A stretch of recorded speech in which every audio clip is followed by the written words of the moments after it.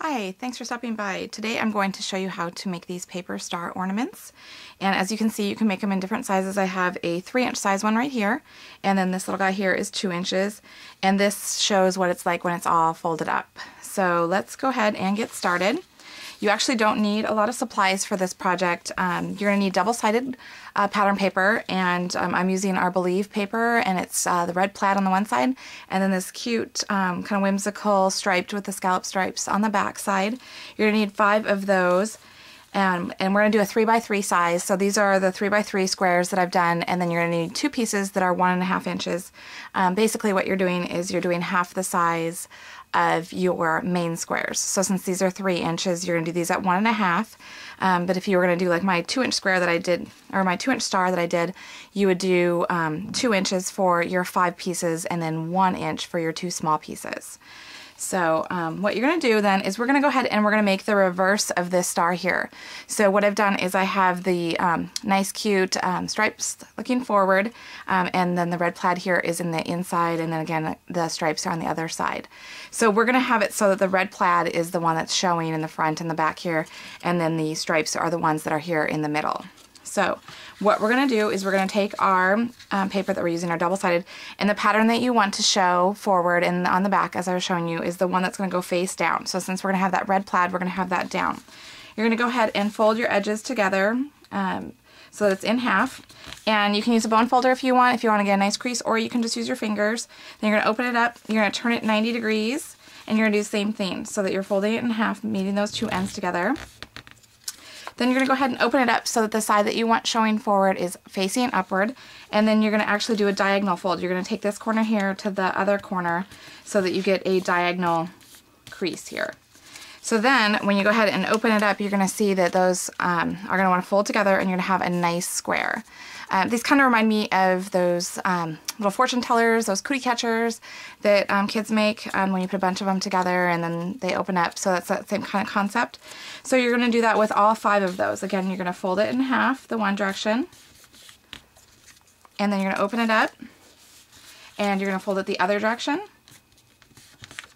and you're going to have that pattern that you want showing face up, and you're going to do diagonal fold here, so corner to corner, crease it. Then when you open it up, they're going to want to go together. So you're going to do all 5 of those like that. And then once you have all of those together, you are going to glue them together. You are going to take, you'll notice that you have one corner here, this tip here is all connected, whereas you have this open tip here that has that opening where it all comes together. So you want to line up all 5 pieces so that you have those closed tips all together. Just like this. So you have one big pile. So you're going to want to use a really strong adhesive, and what you're going to do is I'm going to use my red ATG gun, and you're going to put some adhesive on top of that square, and then you're going to line it up again so that you have that closed corner. And I've already put 4 of them together, so I'm going to just be doing this last 5th one, and you're going to stick that together. So now what you can see is the openings are together on one side, and then all those closed corners are all together on one side. So then what you're going to do is you're going to need a piece of ribbon.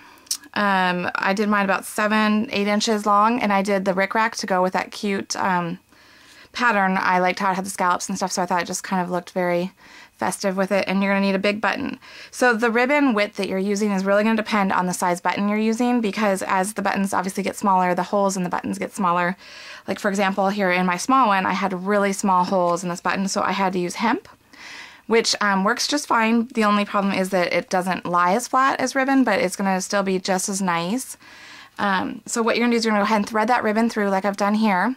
And then you're going to, on that open corner that I was talking about, you're going to go ahead and put a little bit of adhesive there. Again, you're going to want strong adhesive, because this is what's going to be holding that button on there.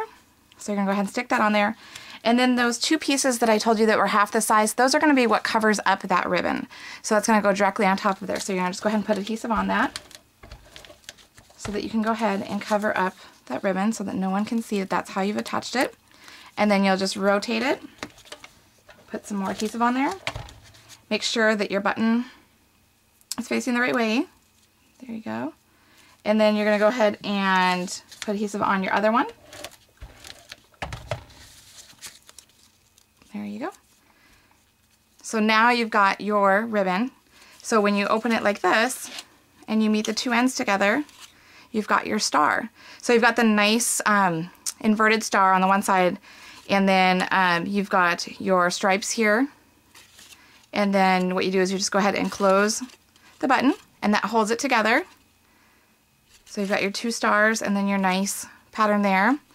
And again, like I said, you can do smaller sizes, larger sizes.